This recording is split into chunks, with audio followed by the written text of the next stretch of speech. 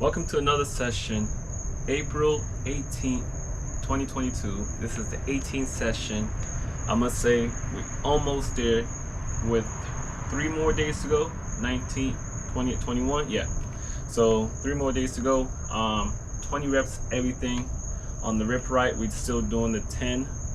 Hold it for 10 seconds. Do the reps, 10 reps. It's still imperfection for me to get everything done on the rip right, down to 10 seconds, 10 reps, 5 seconds, 5 reps, and down to that. It's like a sequence. All right. So I'm still working on that. On the audiobook, we are doing Shahrazad Ali, Black Man's Guide to Understanding Black Women. Once again, look out for any type of triggers in these type of topics. It doesn't have to be 100%. Ladies, it doesn't have to be 100%. Men, it doesn't have to be 100%. This person have to do everything, but just something to bring awareness, something to talk about in the household, so we can have at least some kind of foundational, healthy relationship things going. So for the men out there, most women would like the men to take lead, provide a lot of these things. So for the men, it will be in our best interest to know what are some of the things that we have to handle when trying to understand a woman, especially a black woman, because there's short tempers, triggers, there's a whole lot of things that's like, oh, I did not know that upset you, but now you're walking on eggshells because you're just trying to make sure you don't hurt that person again. So that's a whole nother topic there, but that's just an example. So we're about to get started. 20 reps, everything. Right now we're cruising, so there's not a lot of things to be able to express out of my mouth right this second. So definitely cruising. Lent season's over. Easter passed already. Hopefully everybody got their resurrection, if I'm pronouncing it correctly. But surrendering yourself to Christ, whatever your faith and belief is. Be able to understand things from a spiritual standpoint, understand your energy, your friends, all that, all things around you. Just make sure you have a nice balance going for yourself. All right. Anything out of line, either approach it with some with a nice conversation. Hey, we need to talk about this. I'm not liking this negative area, or just a little bit more discussion, or kindly remove yourself from that situation. Whatever it is, I'm keeping it very vague. I don't know what someone may be going through, but I'm pretty sure there's hopefully less than 5 things, less than a handful of things that is like, let me switch this around to become a better person in today's world. What is your purpose? Things like that. All right, so 20 reps, everything. Let's get started. And yeah. She has absolutely forgiven the white man for enslaving her people, and the white man has forgiven himself for enslaving black people. But the poor black woman has not forgiven herself for being a slave. Her spirit was broken during that time, and the genetic psychological damage she suffered has never been addressed or healed. Her suffering was internalized and transmitted through fear and anxiety, and it was the fear that resulted in her current insecurity in the black man. She does not believe that she can count on the black man to protect she and her babies. She views the black man as weak and powerless in her world, and easily manipulated. She despises him for his so-called big ego and does everything she can to tear him down and make him forget that idea. She has never dealt with her attitude about refusing to allow the black man to bask in the pride of having a big ego. She does not want him to think well of himself because she does not think well of herself. She wants him to believe that he is unworthy. She has no idea what it would feel like to agree with the black man about his big ego. She might like it. She does not want to agree with him that he is great. Instead, she chooses to take the white sociologist's alleged research that reveals the bulk of the black men as still shiftless, uneducated, and plain lazy. She thinks he wastes his time trying to do impossible things and that his goals are misdirected and futile. Believing this, it is not difficult for her to renege on the men in her own nation and try to fit into the race of another. And she is much more tolerant and patient with Caucasians of every age. It is most convenient for her to believe that there is a shortage of black men. Hopefully, there will continue to be a shortage of the type of wimpy, fearful black man she is looking for to control. Since she can't have the kind of black man she can rule, she is now pleading for social empowerment. She wants authorized governmental permission to achieve and be strong, stronger than the black man. She has turned the process of personal growth into a social activity instead of spiritual commitment.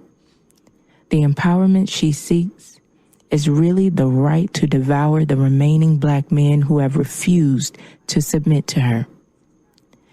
Dating and marrying the white man is another flimsy excuse used to get out of the inevitable, submitting to the black man. Her new political idea of empowerment gobbles up and eliminates the rules that give the black man superiority and the black nation longevity. In interracial dating, she follows the women's liberation trend in almost biblical divine adherence. She is determined to stay right up on it politically and socially. She wants special rights that will approve of her wrong behavior against the black man. Her violent swats against the black man's right to live the way he wants to are frequent, especially when looking back and comparing her new relationship with a white man to her old, failed relationships with black men. Many black men do not like it when they see a black woman pretending to be so happy and content with a white man. But the mountain looks too high and the river too long and wide for him to cross over and correct her. He has had no one to publicly agree with him about the deplorable behavior of the black woman. It seems that black women and white America are in cahoots with each other against the black man. This is not the way it is supposed to be. The few converted black women who know their place and respect the black man as the head are few and quiet. He has needed a louder supporting voice, one filled with the brightness and resounding echo of pure truth. One outcry in the darkness announcing before all the world that he is right and he is good will help him rise. Certainly, the white man's free state of mind and open approach to things appears more attractive to her. But the white man has never been a slave. A few cases of indentured servitude did not impact on the psyche of the white male in a destructive way as full slavery impacted upon the black man. So the black man appears outclassed when compared to him. The black man's accomplishments over trillions and trillions of years should not be compared to the measure of success the white man has set in America. There are more non-white or black people on the earth than white people. The white race is not the pace setter, and neither is the black woman. They are both the pace followers. The black woman who does not study or value history does not realize that the time she is living in now is not the sum total of the time that she and the black man have inhabited the earth. Her mega generations have existed long before 2,000, 4,000, or 6,000 years ago. 6,000 years ago are but a drop in the bucket when compared to the time that the black man has walked the earth in peace. She has allowed her part to become remote and irrelevant. The black woman sees the black man integrating too. She witnesses him dating and marrying the white woman, so she considers her part of the contribution to the 50,000 black women who date and marry white men as small significance. And others of them complain that the black man is with the white woman because she is easier to get along with, or that she gives him better sex, or that she respects him more. She doesn't know that he is with her for one reason and one reason only. He is with her because she gives him peace. However it is described, the end result he sees for himself is peace. Of course, there are a few who claim they are with the white woman because they are getting back at the white man, or that they want to possess her because they were denied her. These are all flimsy and flaky excuses for not being familiar with the word peace. Certainly not all cases are the same, but each race has behavioral traits that cannot be classified as stereotyping due to the incidents that have occurred in their evolution into who we see today. This is referred to as the nature of something or someone. It is not possible for a black woman to be happy trying to be a woman to the white man. Their natures are completely different. Certain black women who do not like the black woman being with the white man know for an actual fact that this same rule applies to black men who are trying to be a man to the white woman. It is pitifully unfortunate that the black woman believes that she can have a better life with a white man than she can have with a black one. The truth be told, any black woman can have a man. Any black woman can have any man she chooses. Of course, her requirements will have to be adjusted, and she will have to qualify to get one. The qualifications are standard, routine, and a necessity. She will have to unquestionably submit herself to be ruled by the black man. She will have to allow him to be the boss. No black man turns down a good woman. It has nothing to do with how she looks, how she dresses, or otherwise. All of it has to do with how the black woman behaves and how much respect and care she gives the black man. A good woman does not have a special physical profile. When the black man finds a good woman whose nature he is attracted to, he will remain with her forever. Maybe not just her alone, but he will include her in his life.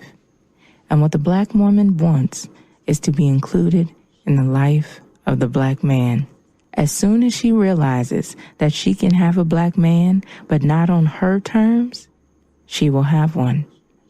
When she reaches this level of understanding, she will not even consider dating or marrying the white man, and she certainly will not participate in the American conversational habit of publicly criticizing her man. When the black woman attacks the black man publicly, she inadvertently gives the entire world permission to attack him also. Because everyone knows that a man's woman knows him better than anyone else.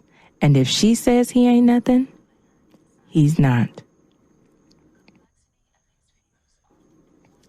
Chapter 6, Communications. Today's black woman is forever complaining and demanding that the black man communicate with her. By this she means she wants the black man to talk to her and tell her what's on his mind. Despite the fact that whenever he attempts to communicate his ideas to her, she responds in the wrong way. The burden of the black woman's complaints rests on the premise that he does not like or accept the way she talks to him. If she comes at him wrong, all systems shut down and he does not talk to her at all. At least not in the open forum type of discussion that she wants. The black man is very vulnerable when he confides in his woman. To do so, he takes a step into what he already knows is a dangerous arena, because the black woman is known to take information he gives her and use it against him at another time. She refers to him as unresponsive and insensitive when he will not answer certain questions about his personal feelings or views. The black woman gets very annoyed when the black man refuses to let her inside his brain. The complexity of his views often do more to anger her and harm the relationship than they do to promote open, communicative unity. The black woman wants the black man to talk, but if his talk is different from hers, she has a problem. If the black man is silent and unrevealing about his innermost thoughts, the black woman becomes suspicious and displays a generalized uneasiness. She can't block his idea if she doesn't know it. She doesn't realize it is because of her strident attitude and unpredictable reactions that the black man declines confiding his dreams in her. The black woman has emotionally dispossessed the black man.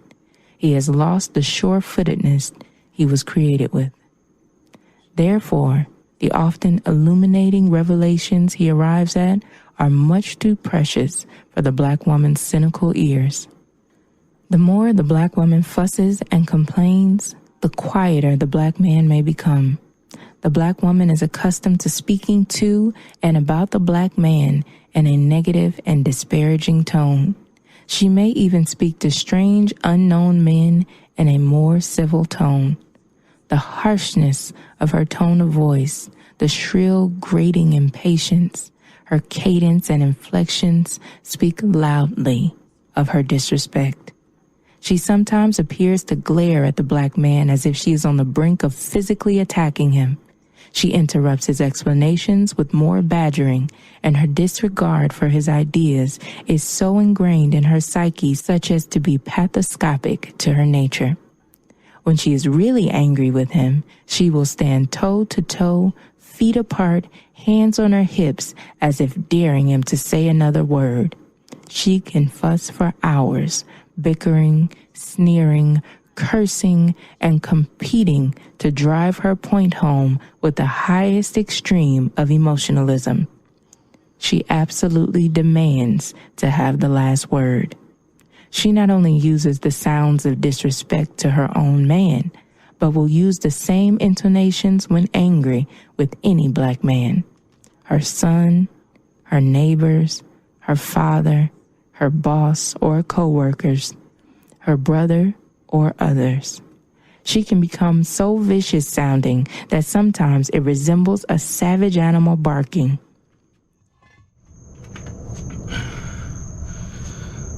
All right, so it seems like cruising is coming through my mind right now. Be able to cruise through these days. We knowing that we're gonna finish at 20 reps. The rip right is getting way better. I was able to get down to 6, so 10 seconds, 10 reps, 9 seconds, 10 reps, no, 9 seconds, 9 reps, 8 seconds, hold, the second hold, and then 8 reps, and then 7 seconds, 7 reps, and then 6 second hold, 6 reps. So that was a little bit better, which I'm very impressed on those results, very thankful. You know, sometimes the challenging things are an opportunity to get new, what's the word I'm looking for? The muscle memory. You know, I think it really boils down to the whole muscle memory of what needs to get done. So I'm just thankful for that. Hopefully the audiobook is leaving some interesting topics to bring about with family, friends, if you're in a relationship with for the guys, with your girlfriend, for the ladies, with your boyfriend, including alternative relationships too, same partners, marriage, you know. One of the things I want to fit in when it comes to taking it to a marriage standpoint, there's a lot of discussions I really want to go and like really deep thinking and deep thought and conversation in, but I will hold that off for another video, another setting. But I want to throw in there, like, when it comes to like seriously being in a committed relationship, marriage, challenges will come up. You know, you may hear things like that. Communication is important. Understanding finances is important, both on the man and woman side. One thing I want to fit in is for each individual to get a true understanding of knowing their family history. Either starting off with the men, like really, if your dad wasn't around or wasn't in your life, like just try to gather as much information, truthful information about that. Even if you could speak to your dad, sister, brother, cousin, somebody, just to get a little bit more insight. But if your dad is around, like actually be able to ask him some tough questions. Same thing with if your mother's around, ask the tough questions with your mother. So, and vice versa for the women, do the same thing. Is that there's, by knowing your family history the best way you can, allows you to clear clarity on how to make strong decisions in your future. Okay, so the past history is already done. It's the known. It's something you're aware of. But when it comes to making future decisions or future actions, that's pretty much the unseen, the unknown. So you really don't know what the truly outcome will be. But because you are walking with enough wisdom, enough clarity, and you know yourself pretty well, you could be able to make better decisions. As an example, for me, I think while I was married, as much I knew I didn't want to be like my dad, you know, there was things in my family history that finally came to the surface during my separation, going into my divorce. So it was just, you know, a lot of what ifs do come about through my mind. Like the what if I knew the information prior to getting married, if I knew the information while I, you know, was married, would I've been able to make better choices? It's very vague.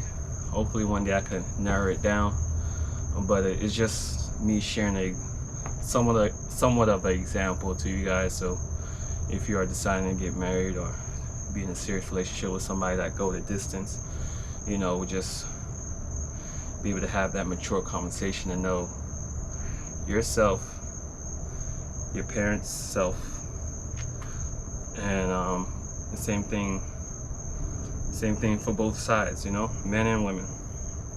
So that way, without repeating myself, but that way you could just be able to make better decisions at the end of the day. Yeah, let's continue cruising, and hopefully the audiobook is very helpful. Hopefully your exercising is very helpful, is being helpful in your situation. Today was definitely a peaceful day. Look forward for tomorrow being a peaceful day. So we're gonna continue this journey. 3 more days to go. You guys have a great night, okay?